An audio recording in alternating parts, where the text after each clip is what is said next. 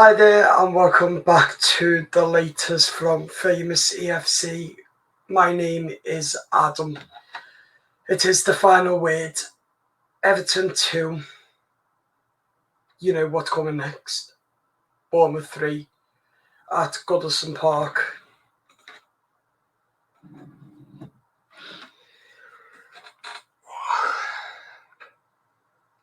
What have we all witnessed yesterday at Goodison Park? How on earth we can go 2-0 up in the second half, concede 3 goals within 7 minutes. How on earth has that happened? Let me tell you why. Because Sean Dyche is a disgrace. He can't even manage us, and he can't even manage a football team. Never mind a club like Everton. Well, it's disgusting. 7 games conceded.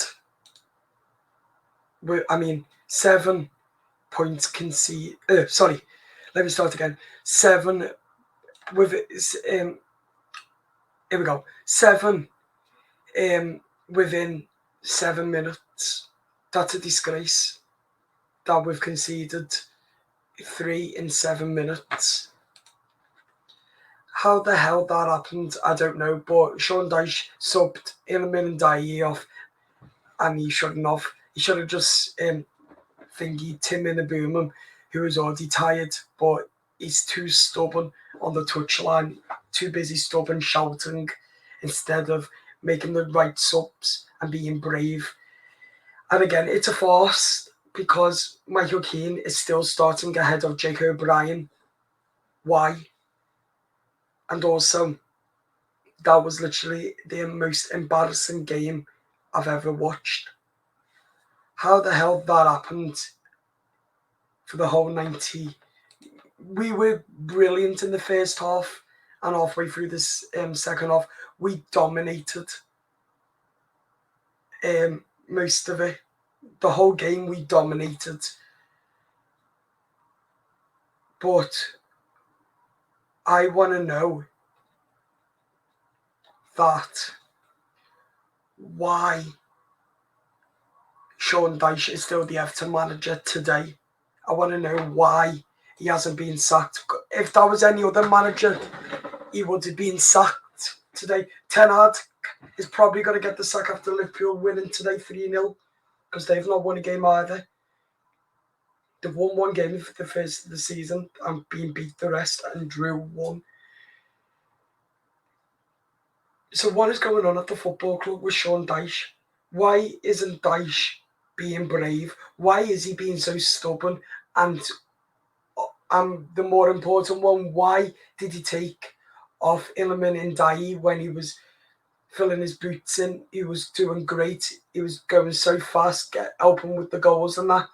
Why sub Dominic Calvert-Lewin?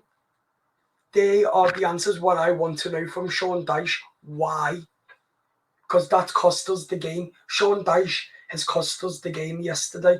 We were on our way to 3 points in the 70th minute before the 87th minute and the 86th minute. Within 7 minutes each, we conceded 3 goals to make them 3-2 up. Why? Just why? Why are you so stubborn, Dyche? Why are you so crap? Why have you not got the bottle? That's what I want to know. Let's see what the manager said in his press conference. And let me warn you now, when I played this press conference, it is abysmal. It's a farce. No manager should be talking like Sean Dyche has. And what he said, incredibly frustrating. He was saying, well, of course it's frustrating. Use your common sense. Dyche, literally. This is what the manager said in his press conference.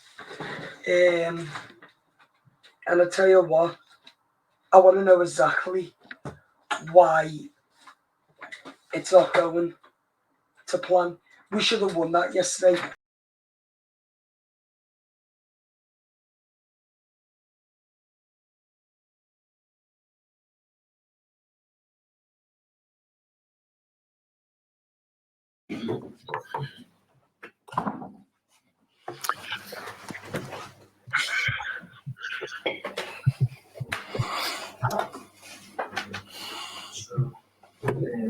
Maybe 7 minutes of make as well as maybe anything.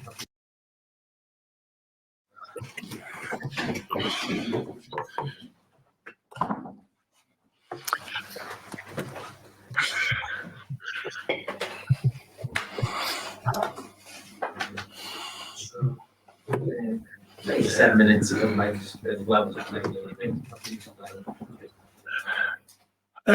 Well, I explained it by not doing the hard side of the game. I speak to the players all the time, and that's my biggest frustration since the moment I walked in here.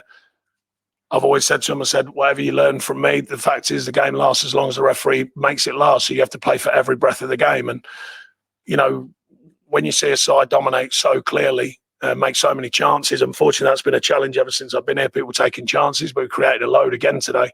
And then, you know, not just do the basics. At the end of the day, I said to them after the game, win your headers, win your tackles, win your races, you win the game. But for whatever reason, you know, they score a goal and we're just looking at each other, everyone's staring at each other, who's gonna do that, who's gonna win a challenge, who's gonna win a race, who's gonna win a header, and waiting for someone else to do it. And you can't do that. Everyone's got to make a difference. And they did for 87 minutes. It's a very, very good performance. I was very pleased with the mixture of the play. You know, they played quite long, actually, just putting it forward. We dealt with that, no problem. And then for whatever reason, after the first goal, I could smell it in the air. I thought, not necessarily, not winning, but I could smell it in the air. I thought, this ain't right. And I'm trying to correct it. I'm screaming at them to get their shape, get the wide men tucked in, and just do the absolute ugly side of the game. Play forwards, win your headers, win your tackles, win your races, I said. And we didn't. And they get a win out of nowhere.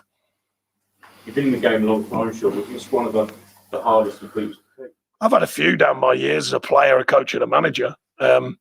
It's the most frustrating because to dominate a game for that long and play so well and then come out of it without something at least is incredibly frustrating. I will say that.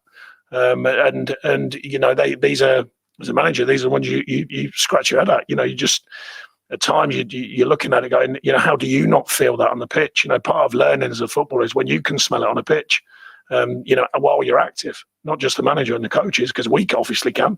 We're trying to give some information to correct it. But, you know, we're still playing 1-2s and going for like, overlaps. And I'm going, why? You don't need to. You're in control of the game, complete control. Didn't need to do that. So then the pitch gets spread. They keep pushing, you know, knocking it forward and just crossing into the box. I mean, absolute basics of football. And they did it and we didn't deal with it. Who takes responsibility for that? Everyone, it's always the manager. It's always the manager takes responsibility.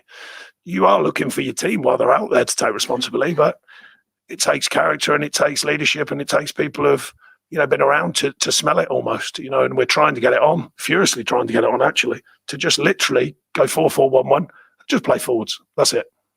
You said you could kind of smell it at 2-1. Where do you think they kind of fail to then adapt to prevent anything more from that happening? Yeah, but that's the hardest thing because, you know, they're active, they're out there, a bit of fatigue.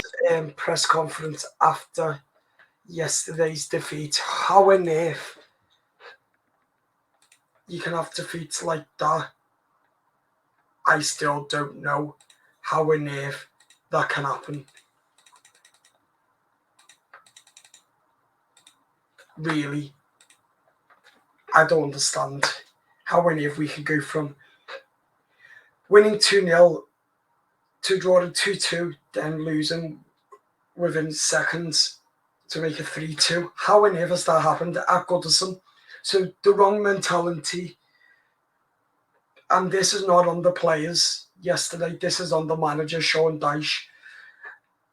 We've got Villa next after the international break. Lose that, then for me, he's got to be sacked. If they don't sack him tomorrow on Monday, then and he's here going into the Villa game, then we're going to say he's be in trouble. Like, that game, I've already written it off. I've written every single game off under Sean Dyche until he is sacked as Everton manager. Then we get a manager in and that'll give us a bounce winning again. Like he did under Lampard when he was sacked, when we got Dyche in against Arsenal, we win them and they were top of the league. So a manager bounce is what we need right now. But it's wrecked under Sean Dyche, Ian Rowan and his coaching staff. The team is wrecked with them. And for me, it kills me to say it, but I don't see how we're going to win a game of football with Sean Dyche as Everton manager. We're not. I don't think. I think the only game we will win will probably be Southampton at Goodison on the final season. And that's terrifying if that's right.